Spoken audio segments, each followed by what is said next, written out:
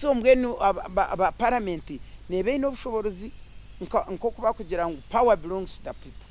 So parliament niyo kuba nekeberoha president according to the constitution. Konka mbwenu hatuwe no mureba hatuwe no wakukebera ki parliament no kugitegeka ibintu byona bikasisikara ke ine speaker kan war kugitegeka speaker korai speaker kuyimukire kutegeka parliament obyagira ati nyowe ninza kweta bayije tutesar ne banda Museveni akarahira tobete ondebe aronda kimuka ati itwamahe twaza kwamba icyo ntuketa ki kadaga akakoyiringa kaza hari abandi akabunda akakira cyakashitaba. So hati itobwo NRC ekane koraje 96 kwaza ho separation of powers. President Museveni yabara kubyetegereza yatandikiraho kurwanisa parliament, yatandikiraho kurwanisa everybody okubana an independent mind on parliament okuza kutesa ekikwakanisa yatandika kumurwanisa kumwihamu nogira ngo 2026 twakoresha bikurugaraka umbuyombezi bwe vino no kwiyaheba bisanja no gashatire kangambere kizibwe cyabeyeho makutwagira mu constitution hati bari ababere nibenda ngo ibina bigarikiyeho kutwabasinga bo baguma batagizereki batakikunzire. Secondly actually kuza kwika 1996 hakahaberemu akasikano akakogera itwe bo kuza kwika 97 we and they had increased. Movement had stopped being a movement. Yatandika kweliminatinga buri muntu wena waberagira independent mind either ugonu bamdemonizinga either bamukoma ho kintu na ki konka. So oweno in independent mind bakaba president akata kumwenda so bagumana baba demonizinga hazambweni mumbura kucyetegereza omwagenda bajyango gono mubi manya ya ine sawa grapes manya ine biha abagenda. So kutwagire kwika kucare 2001 nyenda kubero wamazima ibya president Museveni na movement ye bikabyashobiri aho yo movement ikayahwiriho abo kubekermu they and we kandi tukatugenda tushitama nkabanyankwe Western Caucus tuganira bite bintu ukabishobire tugire twikirizana ngo ibintu bishobire tugira ngo tuzegambira president Museveni tukitunga kanya twamugambira atkareka tuje tubigambeho aturgaho tukitunga kanya twamugambira atkatuje tubigambeho nabwe cyo kuza kwika 2001 obesige yayesimba nyoka nkugambira abakukiro bwingito twena abo mu Western region tukantwikirizana nebesige yabere nagamba nushaka kahandike barahaye byone byahandikiro mbarhomo tukatera bigambireho imirundi mingi kandi tukatugenda tugambira muzeyi atkareka tuje tubigambeho abergaho ebya corruption ebya division ebya nepotism bihabyona byana tukante mugambira nabwo icyo besige ubuyayitsimba 2001 fact itaba abakukiro bwingi kucyabere nkibasika tuka Museveni tukante mutsigaho tugenda na besige konke cyatuzibiri no kugira ngo first of all tukaba taketebekanise nk'abantu movement kureba hato kwa kurgaho hazaho ikintu cya succession tukataka kigamba hoga okay ibi twatwabirebe konke cya succession taka kigamba hoga kandi besije kuyagurikiye kwetsimba nawo katagambire nitwe so tukuratana umuntu uwaguruka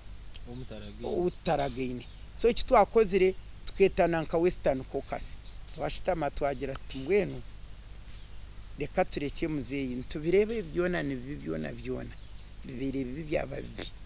movement eriyo ne bapati mwenu ntwetenga tuhindureho tugi rebuilding obusya tugureho na za party zabo kwa mwene cya party nkirebe kacyaba necessary abo ka movement yote kikora nka movement twajya tukonka mwene president Museveni ubwo abera kine yo tamuye kandi obuyayenda ngo agikoze se tukandi tujyaho nazagarikiraho konka yayenda ngo agumizemo twagira obuyayenda ngo agumizemo kandi obwakozire birungi ko zire birungi ntubireba kwiha ngo ati yagenda straight katugumize munawe rero kwara kuturaheze kwetsimba yaheza kurabamo 2001 turi organizing a movement tuyiheho za parties rero turebe ko twagira succession Besigye we yayanga yatujya tiwe nyomba gambire kumana n'umutekateka president Museveni naza kurugaho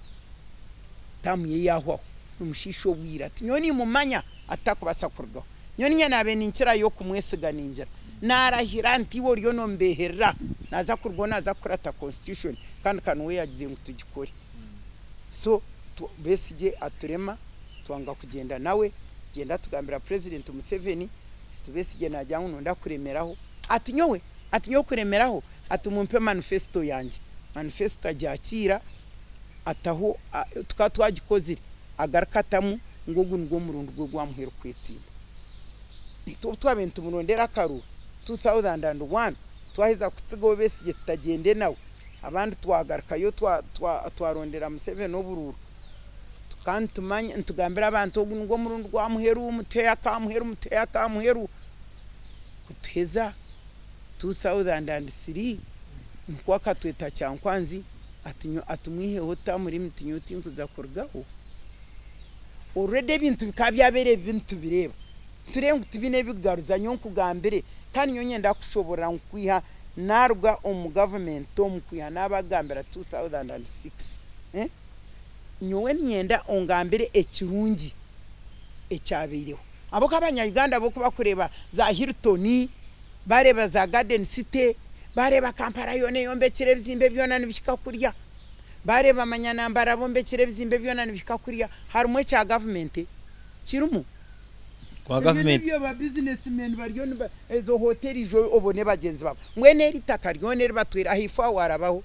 itake ryone baryo batwara iwo Jose enyima obuze no ho initaka itake rya rero batwire mwene hatu bomwene kibarho since 2003 kubahereze kwihaho tamuri miti kubaba shuwa president natekwa gumaho akako kwihaho tamuri miti kumanya kwihiro tamuri miti kangambire ngwenu president akashemerwa yagwa nkiraro yayitaba members of parliament yabatekera party no manyo kamugambira ntiyeti nkufireho wanonda gumumpawo konka kano yenda pawo kufa no kukira nenki nyuwe ntinka mweburize ntekikuntinisa no kurengo obushoborozi no gwendo kufa no kukira we cyabwendero kufa no kukira ayenda ngo akore kakakuni mweni mwe tumukamanyi mwabanyakore tumukimanya ya tuketeki nyakaju bageta nyakaju abarwanda bakanu bageta nyakaju nyakaju famire yona abamushikire bona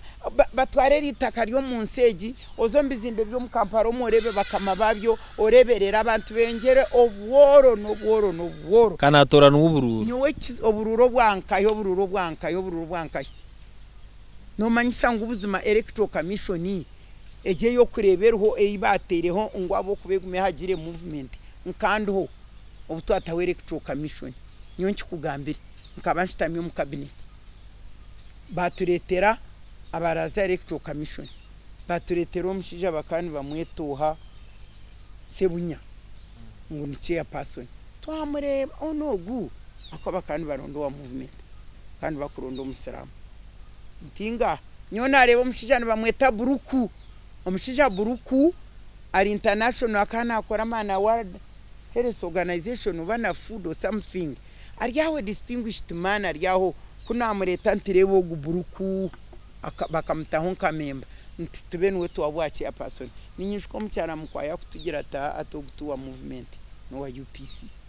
so echo nkikoreka ngo baronda electoral commission eje kukurwa kigundu akandi baronda electoral commission kugira ki ekwagira movement nkabandi honte nirisho ryanje bagenda baturetera kigundu akurga makere omusiramu ako bakanu baronda manya basiramu babata nashitamana kigundu nyonyo nyini fo kigunda karo haji kasujja kandi obo tukantu yo kasujja buko haji kasujja akabaruho nabagenzi be konka commission yagiramu corruption kandi kaninye na IGG abaji investigating corruption ya manu munonga kachiko kona twakayuwa abwaki abo corruption so ba constitutinga akandi kigundu ninyuka nishitamana we ni mugambiro takore bitakire na kikunka mwe nwe kigundu nakachiko cye naba Museveni nabo kumekinga sure Museveni nakaru secretary rwakojo nyonyenyine obunabere ndi minister rwakojo akabari involved omu South Africa company bakweta risoteka connected na kutesa bakusupplying materials the electoral commission nagenda kubaza kumutonka secretary nyowe nayanga nagambira public service commission ya yete papravye yashanga tar qualified kuba secretary abo kubebirebyo ba secretaries bona ba permanent secretary bakana bahike interview bakora nebihandikire ukota kufa kumappointing otyo so we bamureta public service commission yayanga ngutari qualified president Museveni yaragira unatikwa kuza so rwakojo ninko kuna kwata mutano wanje nkamutaho ntigumano ndebere byanje so mbwe nati electoral commission tukujingambira nogera ngo turukwirira kuhendera okuronda ebya Museveni hati akaruru nyekikunsa Museveni cyamutwiro mu kishaka okwibo bururu na election violence mwenu kunkureba buzima ngo mukubwiba wenu wakukira government yeni yo kukira okwibo bururu violence yonera kubera homo election nyebuza riyare ogwo muntu unagenzire nawe mpuro busasi bwanyita abo kubanka beihwa nukagenda n'umuntu wabere nabeiha we nagenderereke kanyo kankugambire tindyani ngamba niwe nyo nkashikana conclusion in fact yo kugira Museveni kuyizire we yatwikikamo twashemerwa twagera tumuntu ariyo natukorera by'amani abamanyire bamanya twabataramanyire twagenderaho mwe ntatu noreba mu Uganda okureba nyowe at least biro byobote education system was not segregating, was not sectarian, was not hati into practicing apartheid. Nyowe nkomwana wo mkopi wa peasant nkani nshitamu mkrasi n'umwana wa chief n'umwana wa headmaster n'umwana wa medical assistant tushitama hamwe mkrasi mbasinga ngenda ngumizamu nzo msenior mpikayo nshitama nabana baba minister naba managing director. There was no class society. Nyonyenda kugambira ngo ekintu ekyabanya Uganda bashemere kwetegereza hati government ya Museveni creating kandi nyoni ngira ngo kiri deliberate is class society. Creating abantu abageiga bakujundo mbugeiga karanka 1% dera abakunuko mbworo obworo completely bakabana bo majority. Program eji ntwenda kureba no kwejusya ayiturigere tureba ayituri tumanye nyensya tukabasa gukora kikwenda kongera kubaje ninge bintu kongera futerera kurungi guma ha program.